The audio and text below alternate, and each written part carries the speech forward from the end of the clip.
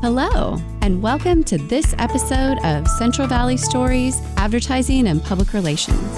On this podcast, we talk history, trends, changes, and challenges with some of the region's veteran practitioners and agency owners. I'm your host, Professor Betsy Hayes, in the Media, Communications, and Journalism Department at Fresno State. Enjoy! Today, we are blessed with being here with Leslie Botos. Leslie is a wonderful veteran practitioner who's had many hats over the course of her career, and we're going to hear all about the exciting things that she has done and how things have evolved throughout her career, and of course, her words of wisdom. So we're very much looking forward to it. Leslie, welcome. Thanks so much. So let's give our listeners some context about you and your career. So walk us through your career path.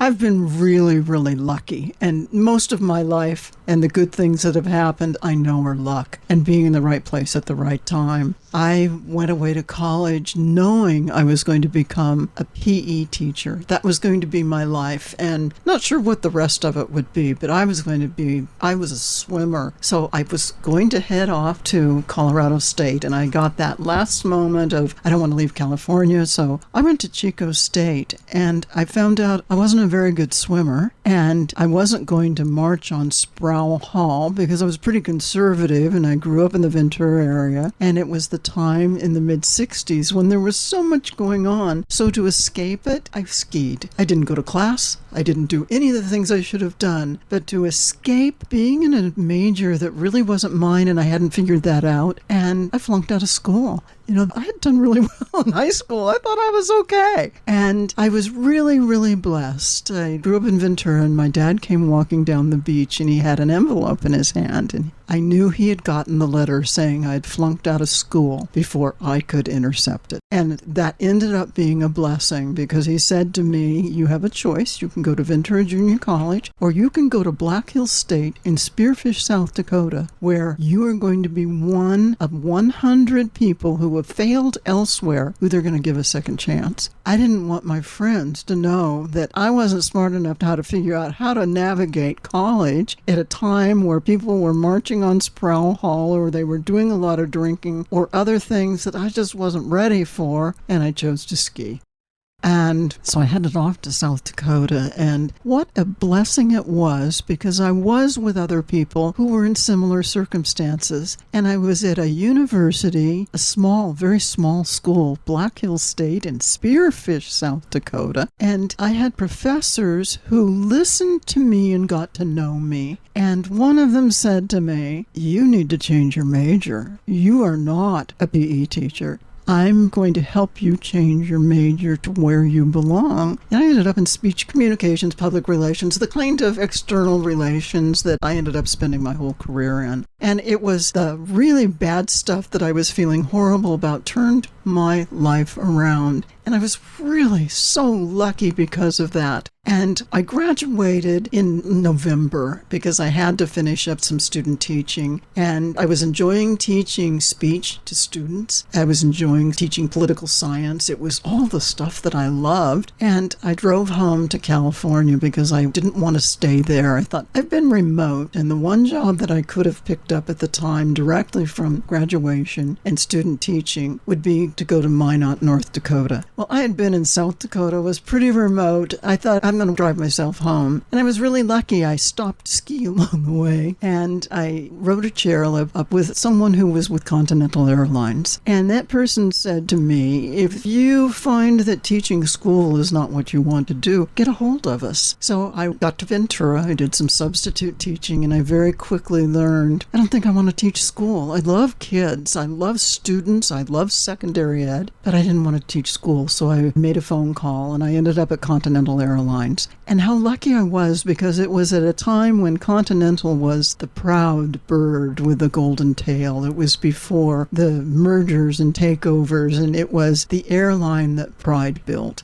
I was very, very proud of that airline. I went through the training, flew a few trips, was flying the Military Relief Command flights into Saigon during the Vietnam War. And Bob Six, who was the president and chair of Continental Airlines, was on the flight. And as we came back, we had some time to talk, and he said to me, I want to put you in our PR department. And it was just the right place at the right time, doing something I was having fun doing, that I was passionate about. And so I said, okay. And what wonderful adventures it became for me. And I learned in PR that the most important thing I could do would be to tell the truth and tell as much information as I possibly could, and know when it became information you couldn't share. And there's not a reporter out in the world that's not going to understand that. They're going to push, but they're going to understand it. And I learned the importance of documenting and all of the administrative functions of being a PR professional. And I recently had this come up. I'm in Rotary today, and one of the people wanted to put together a document without putting information at the bottom of who created it, when it was written, when the revisions were made, and all of the things that I had to learn in PR. So it was real world connecting with all of that. And so I stayed at Continental for many years, and then along came Frank Lorenzo, who took the airline from the proud bird with the golden tail, but one that was enmeshed in horrible labor disputes, bankruptcy filings, picket lines, and all of the things that I didn't want to be anymore. And really lucky that I was living in Fresno, because I had married a Continental Airlines pilot who happened to be in the Air National Guard here, and we had to live in Fresno. And it was a place I didn't think I'd ever want to be. And luckily for me, I ended up from the board at Boys and Girls Clubs to working for Boys and Girls Clubs, because Continental had filed bankruptcy and I needed a job. And I worked with people in this community who taught me the importance of the personal relationships, a PR person, one who really loves the work that he or she is doing, of being totally enmeshed in working face-to-face with clients or people in the community. And Ron Appling was a name that many in this community know, and he said to me, I'm willing to help you. We need people in this community to know the importance of Boys and Girls Clubs. And it was truly a place that beats the streets and was very much needed. And through Ron, I then met Al Geller. And these are old names in marketing, communications, advertising, public relations. And Al Geller and Ron Appling took me under their arm. And with them, I learned that at the time, the very best thing I could do is to get face-to-face with people and never to just pick up the phone. I had to walk into television stations with press releases. And those were different times. You can't do that today. It's a very, very different time. But I would drive down to G Street and walk into ABC, or do the same thing on Fresno Street or wherever it was. Walk in to the newsroom, introduce myself if I hadn't met someone, give them the press release, talk to them about it, and engage them not only in maybe covering the story, but becoming part of the story by being involved with the organization. And through that, I was really fortunate that there were people who came to me and wanted me to work with them because of the relationships that I was able to have by the generosity of the people in the media. And I ended up being asked by someone in media who was on a board what I considered going to Central California Blood Center. And it was there that I learned how different the real world was, because what I learned there is there wasn't budget for advertising. It was all whatever you can get for free. And I thought there has to be a change to that. We can't ask for everything for free all the time. And luckily, back to Al Geller and to Ron Appling and others, we were able to work with the Blood Center administrative staff and talk about the importance of putting some money into the needs. And that being a partner, not only by providing good messaging and stories for the media to share, but also making an investment in them as well. And the Blood Center, for the first time in many, many years, first time in its history at that point, put some money into advertising. So it gave us a voice we wouldn't have had by that begging all of the time. And that to me was a lesson that I've held with me wherever I've been since, that we have to invest in our own success as well. And most organizations can do it if given the opportunity to really look deep into saying, what can I substitute for that? And you'll get that back so many times. So my entry was luck, and it was running into the right people who cared enough about the organizations I was with that wanted me to have success because it was for an organization that was important. I've been really lucky, very, very lucky. Oh, thank you for sharing that context. And then the blood center, though, was not just a one-time thing for you, of course. In this community, we talk a lot about the concept of boomerang, and often related to geography, but sometimes it is related to place of occupation. So after you were at the blood center the first time, then where'd you go? It was interesting. One of the things about the blood center is so often blood saves lives. It makes the difference. It's truly the gift of a lifetime, but many times we also lose. And I had met these incredible young children. When I first got to the blood center, there was a little boy named Kevin Hugh who had neuroblastoma. And he didn't make it. And it was my first experience with seeing a young child die in spite of family and friends and doctors and nurses and blood centers and people surrounding him with the best medicine available. And that was really hard, but I knew that was going to be part of the job, but I didn't understand how deeply that hurt. And then there was a young girl named Shauna Zerpoli, who was a beautiful little girl who also had neuroblastoma. And Shauna was just a beautiful young woman. Her family all went to Fresno State, which was real exciting. Over time, the whole family matriculated through this university. And she was headed to Stanford for a bone marrow transplant. And she came by my office at the blood center. And she walked in and she said, I wanted to tell you, I love you because you love sunflowers. And she showed me her hand and there were little sunflowers on every nail. And she said, will you bring a sunflower to me at Stanford? Absolutely, Shauna. I was so excited. I didn't get to plant the sunflower. She didn't make it. And then there was Jennifer Eller, a name that many of us know and will never be forgotten. Jennifer was an incredible young woman who was 18 years old and trying to decide whether or not she would go to college at Cal or Princeton or here or wherever, because she had scholarship offers that were wonderful, and she was not only academically bright, but she was a softball player who was very, very good. Jennifer ended up getting leukemia. And it was then that the Eller family became part of my life. And I hired Jennifer to work at the blood center because who else could do a job as well and could influence the entire staff there? Jennifer's story was wonderful, but Jennifer's story also ended without saving her life. So I went through many of those, and I was driving to Porterville, and as I was driving, I kept thinking, I've got to get out of this. I've got to get out of it. I can't keep crying. I've got to do something different. And as I was driving into Porterville, my phone rang, and it was Pacific Gas and Electric Company saying to me, would you talk to us? I said, about? I pay my bill? Thinking, oh my goodness, what have I done? And they said, we've watched you and had the opportunity to see the stories that you've been involved in. And I think that's a message for all of us, that you may not even recognize that if your name appears or the organization you're part of appears, there are companies looking at that and looking at for how does that happen and who's associated with that. And that was PG&E. It was out of the blue, totally unexpected. And I said, okay, immediately without even consulting anyone. I'll do it. I probably left money on the table. Who knows? Or maybe they thought she's crazy and we'll just give her a little more to help her get through this. So I left the blood center, and it was time to leave the blood center, and went to PG&E. And I all of a sudden went from the really nice lady at the blood center who loves sunflowers and who tells us stories and walks into our newsroom to that woman who works for Pacific Gas and Electric. Now, it happens to be a company that makes sure we have energy and does so many great things for us in this community. But I changed in the eyes of the people because I wasn't still the nice lady from the blood center. I was that woman from the utility. And I had to learn to work through that. I had to learn public relations again. I had to learn about media relations and doing what's right, and to push back on company attorneys and say, we can share more than you're telling us we can share, because completing the story allows the company to be seen for the good work it's doing.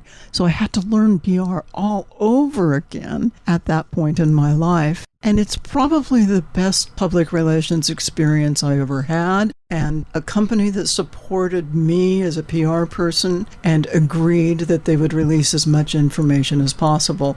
And when I share that with people, sometimes they go, what's the utility and my bill's high? And I don't know. But I still believe that, and it's been many, many years since I was there.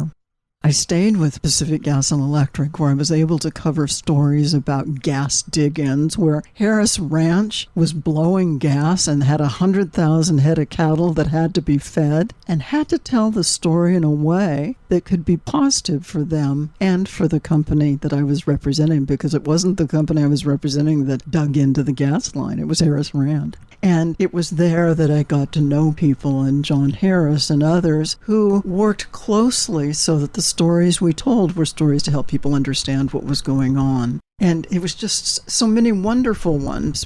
I got a call one day, and I will always remember this because it's where you better be pretty confident of yourself. But if you start losing your confidence, know where you can make calls. There was a problem at Helms Pump Storage Plant, which is way up in the mountains, very, very high, very remote. And there had been an explosion up there. And I got a call from a reporter who was breathless. There's been an explosion at Helms. Something horrible has happened. And I had immediately been contacted by the company, and they'd given me the details of it, and they said no one was harmed. It indeed was. We have one turbine offline. We've got some things to fix, but no one was harmed. And I was able to say to the reporter exactly that. And the reporter said, you're crazy because I'm up here and I'm watching all the emergency vehicles. And it was beginning to think, I have to handle this because I can't let myself become anxious because they're not going to have the confidence in me. And the great thing about that time was that PG&E was really, really behind making sure that the reporters could go into the plant when it was safe to see what had happened, to talk to the management team that was up at Helms. And I got a call from the LA Times,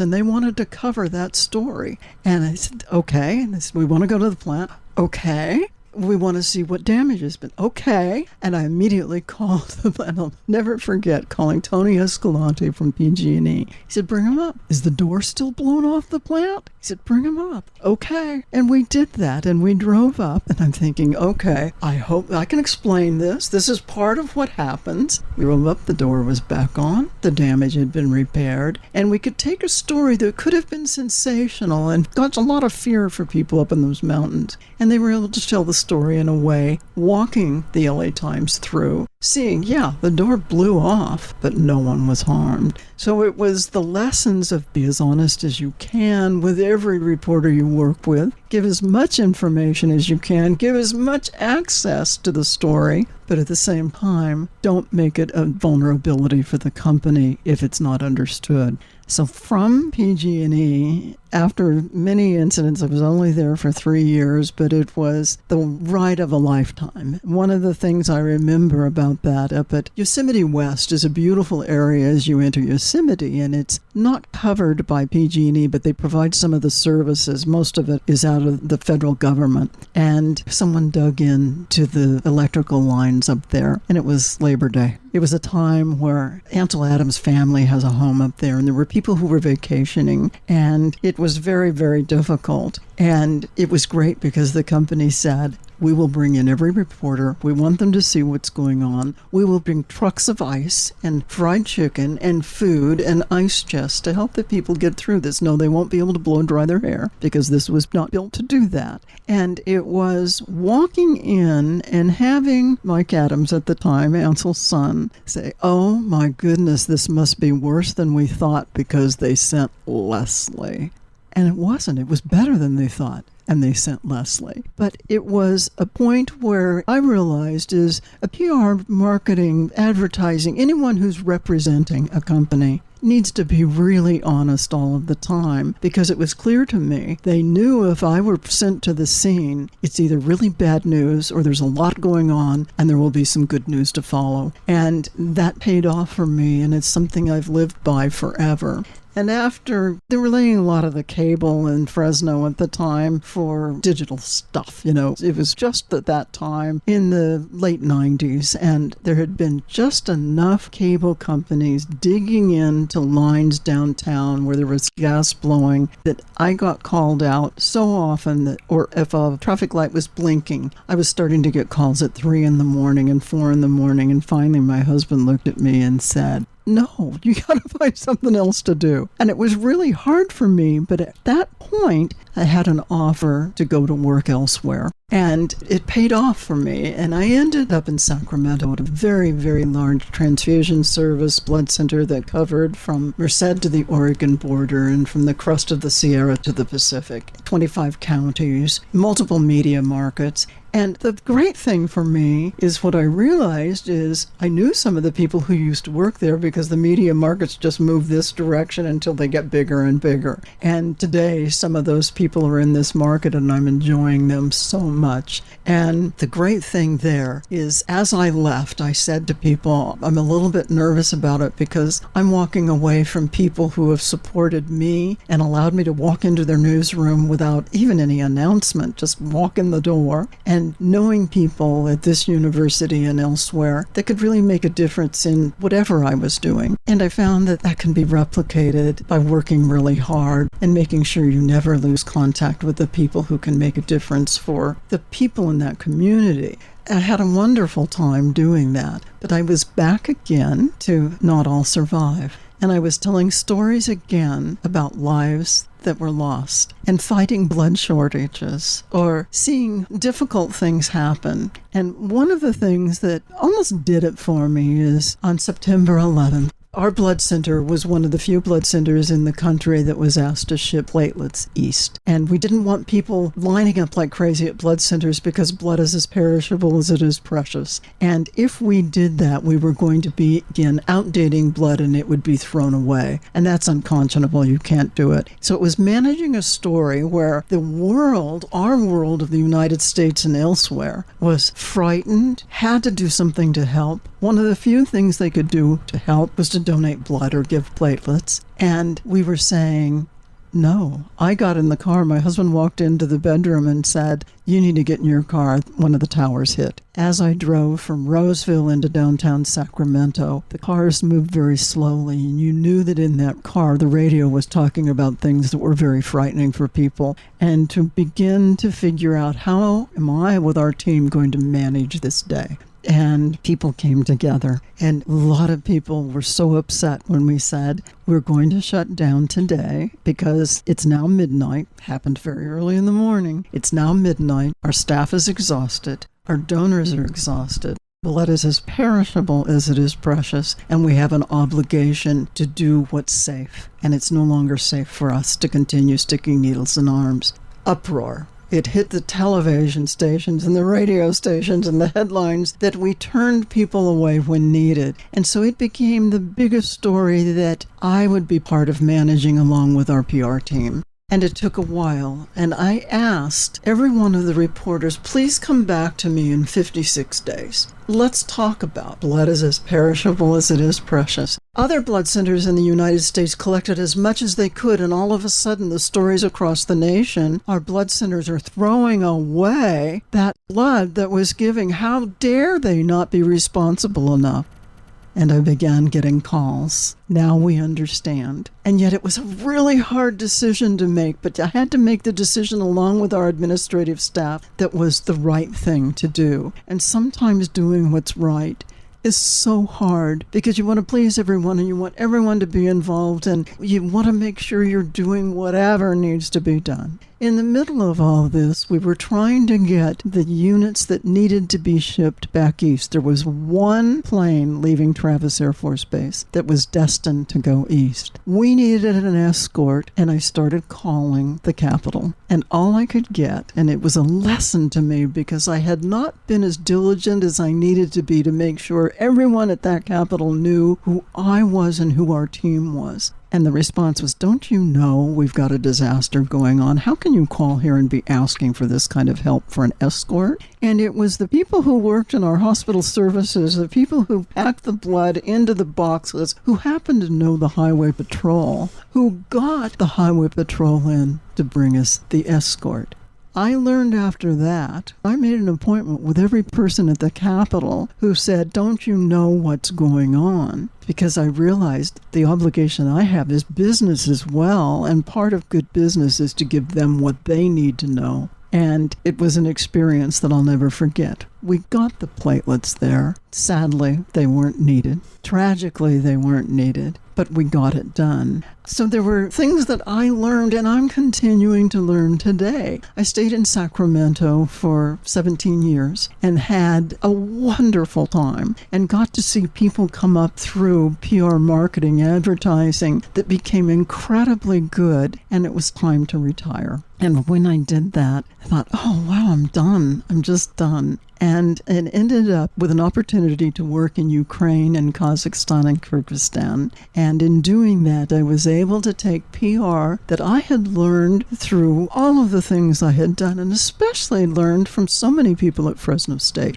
I didn't go to school here, but I'm thankful for people at this university who helped me learn along the way and made the decision finally to come back when I had the opportunity to do it. And I swore I'd never do it again. And ended up working again after working in Ukraine and Kazakhstan and Kyrgyzstan and as a consultant, and had never been a consultant before, but worked along with the CDC and American International Health Alliance and others. And today, when we know what's going on in Ukraine, what that means to me. So came back to Fresno when Dean Eller, Jennifer Eller, the young woman who died from leukemia, he in time gave up his job and became the CEO at the Central California Blood Center where I had been. And said to Dean when he asked if I'd come back, not only no, but no, I'm not going to do it. And thankfully, in time, my husband and I decided, yes, we will, because our daughter had a little boy. And it was, we can't miss out on our grandson, and it's an opportunity to reconnect with a community that was real important to me. And I did that. And it was delightful to do that. I connected with you again. I called here at a time and asked for help, for interns, for whatever. And it's through the students who came through communications and PR and advertising here and marketing here that the students from this university came in with the knowledge they had from their short time that they had been in school and began teaching our staff at the Blood Center on things that they could do to be better. And they joined us for board meetings. They joined us as we were doing creative briefs for an advertising campaign. They became part of our organization. And finally, it was time to leave. And thankfully, the young woman who came in was a student out of Fresno State. And today I was on the phone with another student from Fresno State who has since taken the place of the young woman who came in after I left. And I realized that it's the good work done in the departments here that made such a difference in my career. And as time has gone on and technology has advanced, and I haven't got an IT department behind me anymore, I realize, oh my goodness, it's the work here and the student here who can even help those of us who have retired by saying, if you click here twice, you'll get it done. And that has given me confidence lately. You've almost gotten calls so many times. Can you just get me a student to tell me how to save this? So it's through Fresno State and the students who have trained here, who have now become employees at places where I've worked, who are very, very good at what they do, that I feel really fortunate that I've been able to continue doing what I'm doing and depend upon the people at this university. Public relations and marketing and advertising and communications. There's no place better than learning it right here at Fresno State, and I'm thankful for that. Oh, thank you. Gosh, Leslie, such fun to hear you recall your fabulous journey. And, you've essentially done it all, right? You've done corporate and nonprofit and utilities and, international companies and international consulting. And it's just really wonderful to hear about all of those experiences and also to hear your 9/11 story, right? I mean, we all have a 9/11 story. And I just really appreciate how complex the message was that you had to deliver deliver. And I appreciate your honesty and how it was a difficult one for people to receive. Yet after the fact, right, thank goodness they came around, and I'm really grateful that they did circle back to you and say, oh, okay, now I understand, because that's always nice because you're like, yeah, I told you. But that just shows how multifaceted incidents of that significance are, and how sometimes you do have to share those messages that are not necessarily what people want to hear. And I really appreciated that illustration. You've talked a couple of times about some difficult things that you've worked through and had really positive outcomes. And let's have you share another win from early in your career. Share with us something that you really enjoyed working on or are particularly proud of from the early days. And then we'll talk about toward the end of your career as well. The early days, the thing I'm most proud of is the work between Al Geller and Ron Appling and others in this community. Boys and Girls Clubs, to me, is incredibly important because it truly is a place that young people, really young people, up to teenagers and beyond, really depend on. And it was accepting help. Well, first asking, because I hated to go out and say, I don't have any money at all. But there's something we have to do. We have to keep kids off the street. And there was a luncheon that was at Sunnyside Country Club, and it was a fundraiser for the organization. And there was a video that we had put together that was given by the generosity of those people who, when I had to ask, they said yes. They recognized the importance. And it was a piece that it was beautiful. And I wish I could find it today. I know it's in boxes I have stored someplace. But it really told a story that children are our future. And it was the Whitney Houston song. And they got the rights to use it. They did all the right stuff. Thank goodness, because I'm really a stickler about that. Don't you ever use music or video or anything if you don't have the right to use it or paid the rights to use it. Whatever it takes, but don't ever steal it, because that's truly stealing. That's my buy. That's one of my real hot spots. That to me was the most important, and it ended up playing into my personal life, and it tied together in that while I was at Boys and Girls Club and had that great feel of seeing this message was there, and the local media was running the spots to this constantly. And I remember John Wallace, it's a name we all remember and love, and John called me and he said, you nailed it. No, I didn't nail it. The other people who put it together nailed it, and they told the story in a way that was emotional and it was important.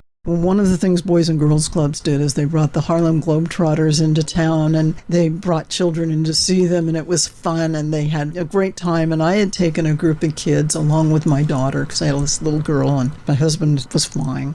And we took kids from Pinedale, and I took these children back to Pinedale after the basketball game. And we pulled up to one of the homes of one of the young children, and the little boy said to me, I can't go in. I'm not allowed to come home until the lights turned on. And all of a sudden, the reality of Boys and Girls Clubs and what we were doing was so important. And this is the way many of these children are living. And so I took him to the door and knocked, and I said, you stay right here, and I'm going to get in my car. And the door opened, and I thought, okay, I can leave. There was just a sense I needed to come back. I came back, and the little boy was sitting on the curb. He wasn't allowed to come into the home yet. So it was through the PR work that I began to realize there are needs in this community that are incredibly grave, incredibly important, and we can make a difference. Public relations and marketing, communications and media can work together to tell stories that can make a difference. That, to me, was the most important thing I learned early on in my career. Late in career? And boy, I'm late in career. I think the late in career is IT people who are really good IT people who are incredibly important to us. And really late in your career, once you get into retirement and you're still doing some PR things, if you don't have those people surrounding you, you'll never be as good as you could be. And so it's to make sure that you fill all the niches around you that will make you good. And by making me good, it's good for your client, or it's good for the organization you're helping, or it's good for the organization you're volunteering for. I think that's my biggest lesson. I remember calling you one time, Betsy, and saying, I've got a project, I don't know what to do. And you said, okay, I've got a group of students can do it. Chris Fiorentino from here said, I want to connect you with a group of students over here. We went over there because it was building a website. And that was what that group did. And yet it was really hard because I wanted the PR people to be doing my project, because I understood that. I don't understand this tech stuff. But I realized that PR has to be all of that. And really so happy to have worked with the students who were able to put together that website. I just didn't learn it well enough, and they've now graduated and now trying to keep it running. But public relations is the people you're surrounded by. It's not one person. It'll never be one person. And when we get to a point where we realize this is beyond what I can do, ask for help. It's okay. I've asked you. I've asked Chris Fiorentino. I've asked people over in Bill Rice. Bill Rice from this university said to me, if you do what you've always done, you're not going to get any better. So you've got to stretch. And then he started pushing me to stretch further and further, and I still hear him saying that to me. And I try to remember that, because right now it would be easier to say, just give this to a 4-year-old. I can't do this anymore. So I think that those are the things I've learned. It's different now because I don't have the same financial commitments to people and their financial success or their well-being, except for my family and Rotary projects and things that I do as a volunteer. But if you're in public relations and marketing communications, it never leaves your life. And I hope we all stay open enough to look around us and see the young people coming through the world of communications, and that we look at them and praise them and encourage them and be happy for their success. Because at some point we will say, I'm done.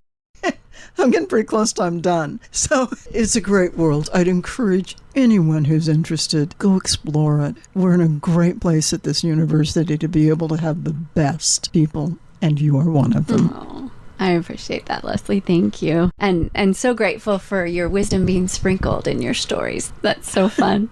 Switching gears in a really fun way, I understand that Jimmy Buffett and the musical Wicked, interestingly, both of them played a very significant role in your career. And I know our listeners would love to hear about that. You know what? That is so true, because music is just an incredible world. We have it in our cars, in our radios, at home. But there were words that hit me at times. I needed the words desperately. And it was Jimmy Buffett talking about PR is my name, it's my game, it's what I do. I'm on this, I'm doing this. It's great. Go get the Jimmy Buffett music and look at the words in there. If you're going to be in PR, you need to look at Jimmy Buffett, because he's going to give you lessons you need. Because as a PR person or marketing or advertising, you're working hard. And if you don't take care of yourself, you're going to crash sometime. You're going to want PR to still be your game, and you may not be able to do it. And then in Wicked, there's this wonderful, wonderful messages that come through the music of Wicked. I hope every listener will go get the Wicked stuff out and play it, because a couple of places it touches us about change. And there's a song in there that says, "You've left a handprint on my heart." And it yes, very emotional. It's very, very emotional, and still does. But I look back on the wonderful opportunities I've had, and I have a handprint on my heart from so many people who have given me opportunities, pushed me to the point where I thought, get out of my life. Bill Rice, leave me alone. I'm doing it my way. Well, no, that's not how we do it. That's not how we do it. So get the music from Jimmy Buffett and get the music from Wicked. And every PR, marketing, advertising, communications person will find words in that music that will help you when things are tough. And today, with every audience I've spoken with every class I've gotten to go in and spend time with everything I've done, I leave there knowing that audience has truly left a handprint on my heart, and always will. Thank you for that. All right, listeners, you have a little homework based on this podcast. So, technology is just a whole podcast topic in and of itself, but maybe share with us a little bit about how technology has changed throughout your career and impacted your career. Oh my God, it's been absolutely the best thing in the whole world and the very worst. It's both. What I miss is with all the technology, when I send a press release, just email it to me. Just email it to me. Don't worry about coming in. We don't need to have you drive down here. So I miss the relationships. The sitting, here's your press release. Also, I brought you a cup of Baskin-Robbins Pint for Pint ice cream. I want you to have some of that because we're doing that as well. Okay, it's only 5 a.m. It's okay. Just enjoy it. We don't do those things very much anymore. So the technology has made it easier for us to not have to get in our car and go as far, but I would encourage people still get in your car from time to time. The technology has allowed us to speak to worlds, absolute worlds, and if we learn to use the technology as well as it can be used, I never have. That's just been, if there's a real lacking for me, it's thank God there are people who can. They can help me out. My 10-year-old, Grammy, push this button. But the technology has allowed stories to be shared around the world in real time. You think when 9/11 happened, think about the difference of when that happened to where we are today. That if we're watching Fox News, we're in the courtrooms. If we're watching ABC or NBC or CBS or whatever, we're with them right then. And that means that we as PR people better be better than we've ever been, better prepared than we've ever been. That's why I love working with younger people coming through PR, because they're a lot better at the technology than I would ever be. And I want to know it, but it's like, oh, I'll call someone. I'll just thank God people will rescue me. Technology is magic, however, because it's the stories that we can real time look into the eye of the mom who has just said goodbye to their child and who is dying inside because something horrible has happened. Or gleeful because they've seen some wonderful, wonderful thing happen to their family. Joyful times. We're there. We're at the wedding. We're at the funeral. We're at the crime scene. Technology is incredible, but we have to learn it. So I have to do some learning, but I know that the students who are coming through this university who are young are going to understand this technology in a way I never will. And because of it, there will be better stories told. There will be more great things happen. And there's also going to have to be a time where we remember we're going to have to push back on the attorneys to say, let us release more information. So there's that business. There's so much attached to it, but it happens so much more quickly with today's technology. It does. And I appreciate your reminder about the balance, right? Between sometimes the legal team, the default is to not share. And the public relations person default is to share as much as humanly possible, and finding that balance and finding it literally in real time, as you were just mentioning. And that becomes a much trickier dance, but also, a very worthwhile and important one. And I do appreciate all of the wonderful things you have shared about the students, and I agree completely. And one of the blessings of being a digital native, which all of these young folks are, is their comfort with technology and a lot of their ability as well. And the things that we've been talking about throughout this podcast that are eternal in our profession: telling the truth, disclosure, compassion, relationships, important for all of that to be woven together, which is why conversations like this are so important. Right? And the hope and prayer is that all of the students will be listening to this and our other conversations, because it's all part of the magic of what we do, the profession that we have chosen. It is. And I can't imagine having spent my time in life doing anything other than what I've been allowed to do. And such fun to look at people who I've been able to hire or be part of their career and see today what they're doing that is, I never would have imagined being able to do it. It's a great time for what we do. Mm-hmm. I agree. Along those lines, and I know you've shared wisdom sprinkled throughout our conversation, any additional thoughts for folks who are considering this as a career path? Come here and listen to what goes on in your classes, if you are able to do that. I know I've come in a couple of times and just listened, and it's been great. Some of the students from one of your classes who came to the blood center, they were there, and we were talking with them, and they said to me, why do you give all that stuff away? If we just tell really good stories and tell them well, people will give. You don't have to give that stuff away. I learned from your students, and if we work together doing that, there'll be some great things happen. But learn the technology, it's so much easier. I keep going back to that, learn the technology. But it's great. Is it a career? I don't know that I want to call I've had a career. It's times in my life where I've done a job, because it is a job. It's brought income to feed me and my family. But I've had really nice journey through one job to another that has allowed me the thrill of a lifetime sometimes, and the sorrow that I never thought I'd see. But I wouldn't trade any of it. And come to the university or the junior college or wherever and learn about it. Learn what's available here. That's why I love it when I can get people I'm in Rotary, and to bring people from Fresno State in. When Chris Fiorentino and his team from the Richter Center came in, there are people that didn't even know that it existed. There are people who had no idea of the great work that's been done in communications, PR, marketing. It's a great life. It's fun. And it's sometimes really scary, but most of the time I walk away thinking, that was good. Not that I was good, but that was good. And I wouldn't trade it for the world.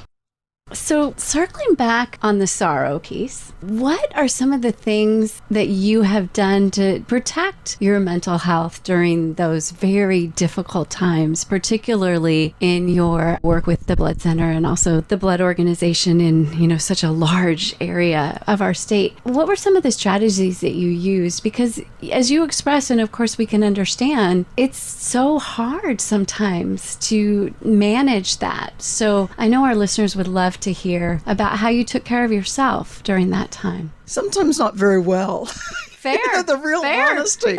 My husband will say, you need to do something else from time to time. You get so wrapped up in it, which becomes a fault. And I've been lucky that I have really incredible friends, and incredible friends that I've made through the job, or incredible friends by being in the community, and we'll reconnect with them. And I have a daughter who's behaving just as I did, and now I'm saying to her, you need to disconnect a little bit. I'm watching what I did has now influenced what she does, and I really recognize, and I think that's a message I have for your listeners who are making a decision about their careers. We can work and work and work and work and work and work and work, and gosh, it's just great and it's wonderful, and our kids get great care because we're able to afford to put them someplace, or we have family and friends who will take care of them, and they do well. They do really, really well. But we can't get any of that back. We miss it. And if we're missing it, we're missing something really important. So my message is find some balance. Find a friend. I have a friend who was on the phone with me when I drove over here, hands-free, when I was driving over here. And she reminded me, don't forget to tell people they've got to balance their life a little bit. So find that. And find someone, a friend, if they see that you've just gone way over and you haven't released it, to look at you and say, you need to let go. And when you let go, you can become a conductor and let other people get in and feel the thrill of doing the job that you don't have to be doing. There are people who are great PR people I've worked with. I finally had to learn one time, let it go.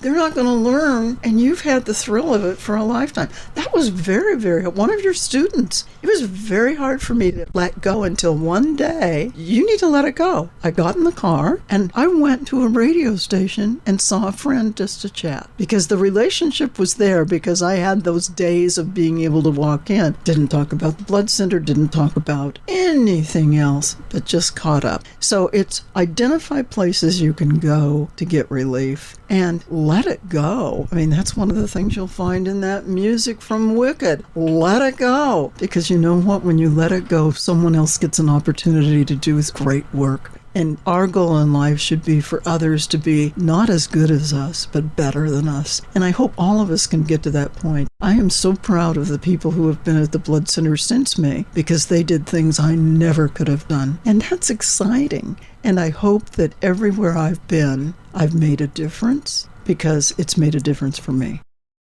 Thank you, Leslie. As we wrap up, is there anything else that you would like to add? That's the hardest question for me all of the time, and it's asked, as you know, in every interview. Is there something more you'd like to say? Thank you. Oh, thank you. And we've been so grateful to be visiting today with Leslie Botos and her amazing career. And I know that listeners, you, like myself, have just enjoyed hearing her stories and her wisdom. And I think we're all very inspired. So thank you very much for your time today, Leslie. Thank you. Thank you for joining us for this episode of Central Valley Stories, Advertising and Public Relations. Join us again next time as we talk history, trends, changes, and challenges with more of the region's veteran practitioners and agency owners. Until then, take care and be well.